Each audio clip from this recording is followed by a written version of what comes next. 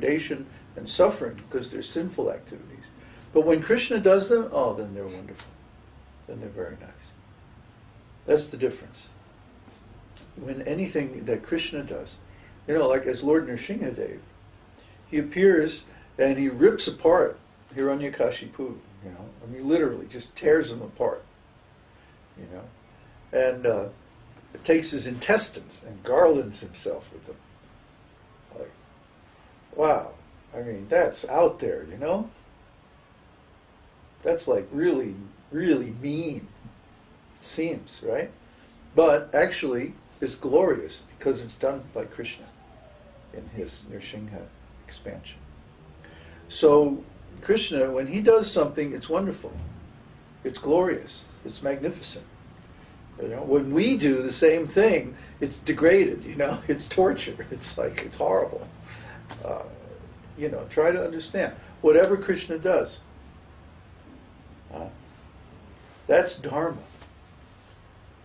Whatever Krishna wants, that's the origin of the religious principle. He can enjoy his energy in any way that he wants. You know, so he creates so many living entities with all these different tastes, just so he can enjoy those tastes with those living entities. See? Otherwise, how is he going to enjoy those tastes? See?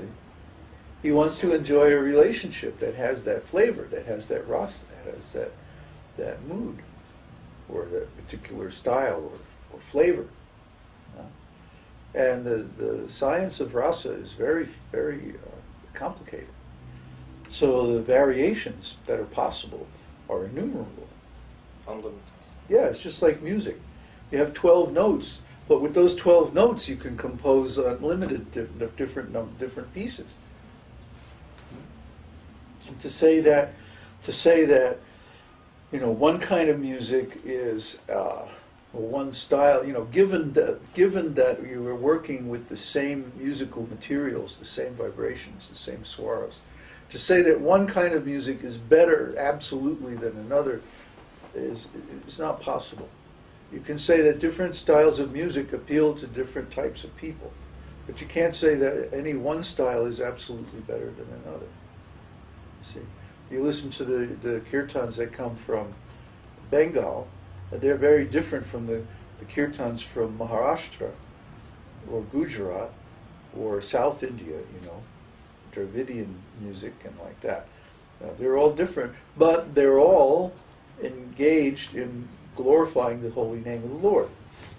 So you can't say that one style of kirtan is better than another style of kirtan. Just the style. That's the style because of the taste of those devotees. Their taste is oriented in that particular way. You can't say that one is better than the other. Just like Śrīla Prabhupada says, any nomenclature which is meant to indicate the Supreme Personality of Godhead is a holy name of the Lord. And they are all equal in potency. You can't say that one is better than the other, you know, although we can say that Krishna, in general, because he has more qualities, his worship is higher because it has more possibilities, more different tastes. So the possibility that one can experience the taste that satisfies his particular nature is greater in Krishna Lila than in any other Lila. See, like when you worship the Vishnu expansions, for example, those pastimes are strictly regulated by the rules and regulations of the scriptures. They're always in the mood of awe and reverence, regulative devotional service. But then when you get into the higher realms of pastimes, especially Krishna Lila, Chaitanya Lila, they're all on the platform of spontaneous love. So the possibilities are much broader, much greater. You know, now people whose vision is limited by the conception of regulative devotional service can't understand this. They think you can only have devotional relationship with Krishna in this one way, or this very limited, narrow way, with awe and reverence, rules and regulations. And they really don't believe, like you really don't believe in your heart that it's possible to have any other kind of relationship. You'd be being very conditioned by that view. You know, so when you see somebody who's in a state of raganuga bhakti, is, you know, having a completely original, unique, rare, personal, direct relationship with Krishna, you think it's a fraud. You think it's fake. You don't buy it. You doubt it. And you make offenses. And then the next thing, you want to go away. Take a little vacation. Go see how the boys in Jersey are doing. You know? That's because people do not understand that there are three, not two, not one, three levels of devotional service. Regulative, spontaneous, and prema. See? Now, when the guru goes out to teach, to preach, to, you know, engage others in service, he has to come down. Because on the level of prema, there's no preaching. There's no preaching. But on the level of raganuga, or which is madhyama adhikari, that's where you can preach. But even in that level, in raganuga, the scope of activities in devotional service is much, much more broader than in the stage of regulative devotional service. So those devotees in the regulative stage have a very hard time understanding the freedom enjoyed by the advanced devotee. They think it's something wrong. Yeah. See? But they can't exercise that kind of freedom because they don't understand. You know, it's like a kid learning to ride a bicycle and he has to have the training wheels on. He can't ride the bicycle without them. He doesn't know how to balance, you know. So if you take the training wheels off, you'll fall down. Of course, when you have the training wheels on, you can't ride the bike as freely. You can't do all the things that you can do.